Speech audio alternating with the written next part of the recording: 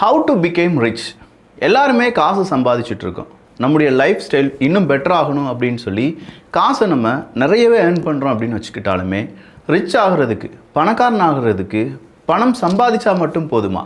சம்பாதிச்ச பணத்தை எப்படி செலவு பண்ணுறோம், செலவு பண்ணுறதை விட அதை எப்படி சேமித்து வைக்கிறோம், அந்த பணத்தை எப்படி நம்ம பணக்காரர்களாக மாறுவதற்காக மாற்றி வைக்கிறோம், இதை பற்றியான ஒரு டீட்டெயில்டு காணொலியாக இந்த வீடியோ இருக்க போகுது. ரொம்பவே முக்கியமான வீடியோ. வேணும்னா புக் மார்க் பண்ணி வச்சுக்கோங்க. 4 நண்பர்களுக்கு இதை நீங்கள் ஷேர் பண்ணலாம். அன்பு தமிழ் நெஞ்சங்களுக்கு தமிழ் பொக்கிஷத்தின் வணக்கங்கள்.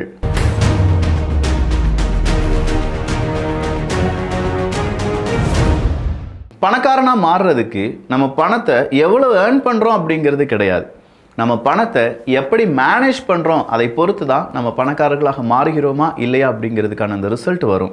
ஃபர்ஸ்ட், நம்ம இந்த பணத்தை மேனேஜ் பண்ணுறதற்கு ஒரு ரூல் அப்படிங்கிறது, ஏகப்பட்ட ரூல் இருக்குது. அதில் one of the best rule அப்படிங்கிறத ஃபாலோ பண்ணணும். அதுதான் 50-30-20 ரூல் அப்படின்னு சொல்லுவாங்க. இந்த 50-30-20 ரூல் அப்படிங்கிறத மனசில் வச்சுக்கோங்க, இல்லை உங்களுடைய நோட் புக்கில் எங்கேயாவது எழுதி வச்சுக்கோங்க. இதன்படி நம்முடைய பணத்தை நம்ம மேனேஜ் பண்ணோம்னா கண்டிப்பாக நம்மால் ஒரு பெரிய பணக்காரர்களாக மாற வாய்ப்புகள் இருக்குது.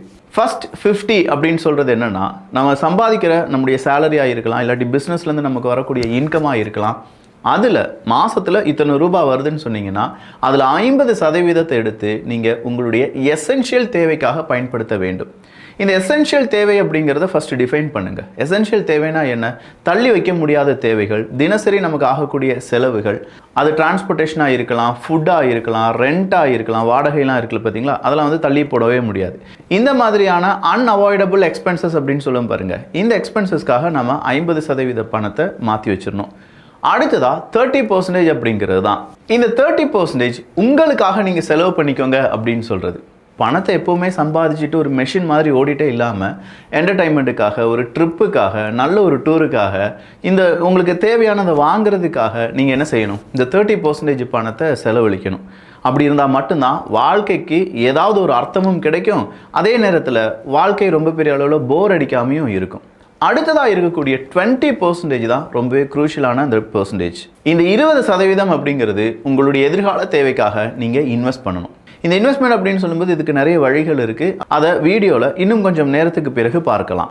சரி, இந்த மணியை மேனேஜ் பண்ணுறது, இல்லாட்டி சேவ் பண்ணுறது, இன்வெஸ்ட் பண்ணுறது அப்படிங்கிறதெல்லாம் பார்க்குறதுக்கு முன்னாடி இப்போ உங்கள் கையில் இருக்கக்கூடிய பணம் சேஃபாக இருக்கா இல்லையா அப்படிங்கிறத நம்ம சோதித்து பார்க்க போகிறோம். நம்முடைய இன்வெஸ்ட்மெண்ட்ஸ் அப்படிங்கிறது எல்லாமே, நீங்கள் இப்போ போட்டு வச்சுருக்கிற இன்வெஸ்ட்மெண்ட் எல்லாமே கொஞ்சம் யோசித்து பார்த்தா ஒரு லாங் டேர்ம் இன்வெஸ்ட்மெண்ட்டாக தான் இருக்கும். 10 வருஷம், 20 வருஷம்.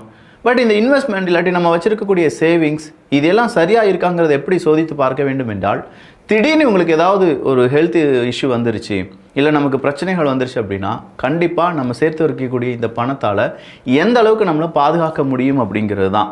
இல்லை நம்ம சேர்த்து வச்ச பணம் எவ்வளவு குயிக்காக முடிஞ்சு போகுது அப்படிங்கிறத பொறுத்தும் இது சேஃபாக இல்லையா அப்படிங்கிறத நம்மளால் ரெக்டிஃபை பண்ண முடியும். நார்மலாக ஒரு ஹாஸ்பிட்டல் எக்ஸ்பென்ஸ் அப்படியே வீட்டுக்கிட்ட இருக்கக்கூடிய ஒரு ஹாஸ்பிட்டலுக்கு போயிட்டு வந்தாலே 20,000 30,000 காலி. கொஞ்சம் பெரிய டிசீஸாக இருக்குது, கிட்னி சம்மந்தமாக, ஹார்ட் சம்மந்தமாக, நரம்பியல் சம்மந்தமாலாம் ஒரு பெரிய டிசீஸாக இருக்குது அப்படின்னா கண்டிப்பாக 10, 20, 30 லட்சங்கள் அப்படிங்கிறது ஹாஸ்பிட்டலில் செலவாகுது. ஸோ நாம் பொத்தி பாதுகாத்த பணம் ஹாஸ்பிட்டல் பில்லுக்காக அடைக்கிறோம் அப்படின்னு சொல்லும்போதும் நிறைய மனிதர்களை நம்ம பார்த்துருப்போம்.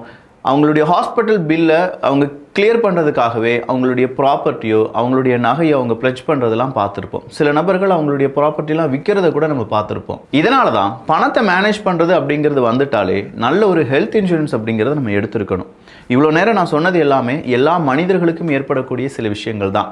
அதுலேருந்து நம்மை பாதுகாப்பதற்கு, நம்முடைய பணத்தை பாதுகாப்பதற்கு ஒரு ஹெல்த் இன்சூரன்ஸ் அப்படிங்கிறது தேவை. நிறைய பேர் உடனடியாக கேட்குறது, எனக்கு இந்த எந்த நல்ல ஹெல்த் இன்சூரன்ஸ் அப்படின்னு சொல்லுப்பா அப்படிங்கிறது தான். நான் என்ன சொல்கிறேன்னா, ஒவ்வொரு மனிதருடைய வாழ்க்கை முறையும் உடம்பும் மனதும் ஒவ்வொரு விதமானது. உங்களுக்கான ஹெல்த் இன்சூரன்ஸை நீங்கள் தான் தேர்ந்தெடுக்கணும். அதுக்கான ஹெல்ப் மட்டும்தான் என்னால் செய்ய முடியும். கீழே ஒரு லிங்க் கொடுத்துருக்கேன், கம்பேர் பண்ணுங்கள், ப்ரைஸை கம்பேர் பண்ணுங்கள், கவரேஜை கம்பேர் பண்ணுங்கள், உங்களுடைய வாழ்க்கைக்கான அந்த ப்ரீமியம் சரியாக இருக்கும் அப்படிங்கிறத கம்பேர் பண்ணுங்கள். இதெல்லாம் கம்பேர் பண்ணுறதுக்கான லிங்க் கீழே இருக்குது. இதெல்லாம் கம்பேர் பண்ணிட்டேன் விக்கி, அது வழியாகவே வாங்கிட்டேன்னா எனக்கு ஏதாவது நல்லது நடக்குமான்னு கேட்டால் எஸ், 25% வரை உங்களுக்கு டிஸ்கவுண்ட் கிடைக்கிறதுக்கான வாய்ப்புகளும் இருக்கு. அது மட்டும் இல்லாம இப்போ ஹெல்த் இன்சூரன்ஸுக்கு ஜிஎஸ்டி எதுவுமே இல்லை. அதனால இந்த ஜிஎஸ்டி ரிமூவ் பண்றதுக்கு முன்னாடி 10 லட்சம் ரூபாய் கவரேஜ் இருக்கக்கூடிய பாலிசியை உங்களால வாங்க முடிந்தது என்றால் ஜிஎஸ்டி ரிமூவ் பண்ணதுக்கு பிறகு அந்த 10 லட்சம் கவரேஜ் அப்படிங்கிறது 15 லட்சமோ 20 லட்சம் வரை உங்களால வாங்க முடியும் என்பதும் குறிப்பிடத்தக்கது. பட் அதே 10 லட்சத்துக்கான பிரீமியம் தான் நீங்க கட்ட வேண்டியதா இருக்கும். பிளான்ஸ்லாம் நீங்க பாத்தீங்கன்னா 400 இருந்து 500 ரூபாய் பெர் மந்த் அப்படிங்கிற பிளான். கவரேஜ் எடுத்து பார்த்தோம்னா 1 கோடி ரூபாய்க்கான கவரேஜ் வர உங்களால நான் கொடுத்த லிங்க் வழியா பார்க்க முடியும். இப்போ நம்ம ஒரு ஹெல்த் இன்சூரன்ஸ் இந்த லிங்க் வழியா நம்ம எடுத்துட்டோம்னா உங்களுக்காகவே டெடிகேட்டட் ரிலேஷன்ஷிப் மேனேஜர் அப்படிங்கிறவங்க அசைன் பண்ணுவாங்க. ஏதாவது ஒரு கிளைம் வருது அப்படின்னா 30 மினிட்ஸ் கிளைமா அவங்க அதை ரெஜிஸ்டர் பண்ணி உடனடியாக அந்த கிளைமுக்கான ப்ரொசீஜர்ஸ், அதுக்கான தேவை உதவிகள் எல்லாத்தையுமே செஞ்சு கொடுப்பாங்க. இதை பத்தி மேலும் தெரிந்து கொள்வதற்கு கீழே இருக்கக்கூடிய லிங்க் அப்படின்னா ஸ்கிரீன்ல தெரியக்கூடிய QR கோடை யூஸ் பண்ணிக்கலாம். சரி, இப்போ நம்ம பணம் சேஃபா இல்லையா அப்படிங்கிறதுக்கான நம்ம உடம்பில் ஏற்படக்கூடிய நோய்கள் என்ன அப்படிங்கிறத வச்சும் அதை எப்படி நம்ம டேக்கிள் பண்ண போகிறோம் அப்படின்னு சொல்கிறத வச்சும் பார்த்துட்டோம். பட் நோய் மட்டும்தான் வரணுமா அப்படின்னு கேட்டால் இல்லை. நல்லா யோசிச்சு பாருங்களேன். ஒரு குடும்பத்தில் ஒரு நபர் இருக்காரு. அந்த நபருக்கு 2 குழந்தைகள் இருக்காங்க, ஒரு மனைவி இருக்காங்க, வயசான அப்பா அம்மா இருக்காங்க. திடீர்னு அந்த நபர் உயிரிழந்து விட்டார் என்றால் அந்த குடும்பத்தினுடைய நிலைமையை கொஞ்சம் யோசிச்சு பாருங்க. ஃபினான்ஷியல் வைஸாக இருக்கட்டும், மனதளவில் இருக்கட்டும், அவங்களுடைய குழந்தை அடுத்த ஒரு 15-20 வயசு ஆகிற வரைக்கும் அவங்களுடைய ஸ்ட்ரகிள் அப்படிங்கிறது ரொம்ப பெரிய ஹியூஜ் ஸ்ட்ரகிள் அப்படின்னு சொல்லலாம். அது கூடவே அவங்களுக்கு ஃபினான்ஷியல் ஸ்ட்ரகிள் இருந்துச்சுன்னு வச்சுக்கோங்களேன், அம்பிட்டு தான் அந்த குடும்பம் மறுபடியும் சிரிக்கவே முடியாது. அதனால தான் நம்ம எப்பவுமே சொல்லுவோம், வெல்த் அப்படிங்கிறத ஒரு நைட்டில் நம்மளால் உருவாக்க முடியாது. ஆனால் நம்ம வாங்கக்கூடிய சம்பளம் இல்லாட்டி நமக்கு கிடைக்கக்கூடிய லாபத்தில் ஒரு மாதம் 400 ரூபா 500 ரூபாலாம் நம்ம போட்டோம்னா 2 கோடி ரூபாய் வர டேர்ம் இன்சூரன்ஸ் கிடைக்கிறதுக்கான வாய்ப்புகளும் இருக்குது. அதுக்கான லிங்க் கீழே டிஸ்கிரிப்ஷனில் கொடுத்துருக்கேன். அப்போ இந்த டேர்ம் இன்சூரன்ஸ் நம்ம எடுத்துக்கிட்டோம்னா நம்முடைய வாழ்க்கைக்கு பிறகு நம்முடைய குடும்பம் எந்த வகையிலும் பாதிக்காது அப்படின்னு சொல்கிற ஒரு கான்ஃபிடன்ஸ் அப்படிங்கிறது நமக்குள்ளே ஏற்படும். அது மட்டும் இல்லாமல் மனதளவில் அது ஒரு பெரிய பதட்டத்தையும் ஏற்படுத்தாது. இதுதான் டேர்ம் இன்சூரன்ஸினுடைய மிக முக்கியமான குறிக்கோளும். நிறைய பேர் கேட்பாங்க, மாதம் நான் ப்ரீமியம் செலுத்துகிறேன், நான் 65 வயசு இல்லாட்டி 70 வயசு இந்த டேர்ம் முடிகிற வரைக்கும் உயிரோடி தான் இருக்கேன், அதன் பிறகு நான் கட்டின பணம்லாம் வேஸ்ட் ஆயிருமே அப்படின்னு கேட்டால் அது பேர் வேஸ்ட்டு கிடையாது. உங்கள் மனநிலைமை நல்லா இருக்குது, நீங்கள் வாழ்க்கையில் நல்லா இருக்கீங்க, ஏதாவது ஒன்று நடந்தாலும் என்னுடைய குடும்பம் பாதுகாப்பாக இருக்கும் அப்படிங்கிற நம்பிக்கை. இல்லைப்பா நான் கட்டின ப்ரீமியம்லாம் வேணும் அப்படின்னா அதற்கான நிறைய டேர்ம் இன்சூரன்ஸ் அப்படிங்கிறதுக்கான பிளானும் இருக்குது. அதை பற்றியும் நீங்கள் இந்த லிங்க் வழியாகவே தெரிந்து கொள்ளலாம். உங்களுக்கு ஏதாவது பிளான் பிடிச்சிருந்துச்சு அப்படின்னா 15% வரை டிஸ்கவுண்ட்டுடன் அந்த பிளான் நீங்கள் எடுக்க முடியும். இல்லைப்பா இன்னும் எனக்கு டீட்டெயில்ஸ் வேணும்னா லிங்க் அப்படி இல்லைன்னா ஸ்க்ரீனில் தெரியக்கூடிய QR கோடை யூஸ் பண்ணிக்கலாம். அடுத்ததா ரொம்ப முக்கியமான ஒரு விஷயம் இருக்கு, அதுதான் எமர்ஜென்சி ஃபண்ட் அப்படின்னு சொல்லுவாங்க. இந்த எமர்ஜென்சி ஃபண்டை பார்க்கறதுக்கு முன்னாடி டேர்ம் இன்சூரன்ஸில் ரொம்ப முக்கியமாக ரைடர்ஸ் அப்படிங்கிறதையும் நம்ம ஆட் பண்ணிக்கிறோங்கிறத மறந்துடாதீங்க. ரைடர்ஸ் அப்படிங்கிறது எக்ஸ்ட்ரா ப்ரொடெக்ஷன் தான். அதாவது நம்ம டேர்ம் இன்சூரன்ஸ் இருக்குது, நீங்கள் ஒரு ஆக்சிடென்டல் டெத் பெனிஃபிட்டோ அப்படி இல்லைனா ஆக்சிடென்டல் டிசேபிலிட்டியோ, அதுவும் இல்லைனா கிரிட்டிக்கல் இல்னஸ் ரைடர்ஸ் அப்படிங்கிற பல ரைடர்ஸ் இருக்குது, அதையும் நீங்கள் ஆட் பண்ணிக்கிட்டிங்கன்னா ஆடட் பெனிஃபிட் அப்படிங்கிறதும் எக்ஸ்ட்ரா ப்ரொடெக்ஷன் அப்படிங்கிறதும் உங்களுக்கு கிடைக்கும். அதனால தான் இதெல்லாம் தெரிந்து கொள்வதற்கான லிங்கை கீழே டிஸ்கிரிப்ஷனில் கொடுத்துருக்கேன். ஸோ நம்ம பணத்தை சேவ் பண்ணுறதுக்கும் நம்ம குடும்பத்தை சேவ் பண்ணுறதற்கும் நமக்கு தேவை 2 விஷயங்கள், ஒன்று ஹெல்த்து, இன்னொன்று டேர்ம் இன்சூரன்ஸ் அப்படிங்கிறது தான். அடுத்தது அந்த எமர்ஜென்சி ஃபண்ட் அப்படின்னு சொன்னேன் பாருங்கள். ஒருவேளை உங்களுக்கு வேலை இல்லாமல் போகுது, அடுத்த 6 மாதங்கள் நீங்கள் வேலை தேட வேண்டிய நிலைமையில் இருக்கீங்க அப்படின்னாலோ, இல்லை எப்போ வேணாலும் என்ன வேணாலும் நடக்கலாம் அப்படின்னு சொல்லக்கூடிய நிலைமையில் நீங்கள் எமர்ஜென்சி ஃபண்ட் அப்படிங்கிறத தயார் நிலையில் வச்சுருக்கணும்.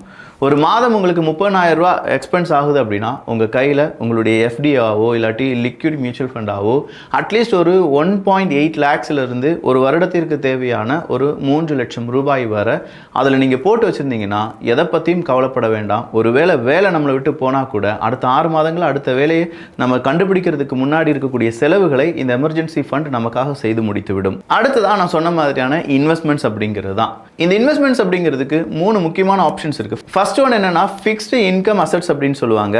இரண்டாவதா இக்விட்டி, மூணாவதா ரியல் அசெட்ஸ் அப்படிங்கிறதும். இதுல ஃபிக்ஸ்டு இன்கம் அசெட்ஸ் அப்படிங்கிறது என்ன?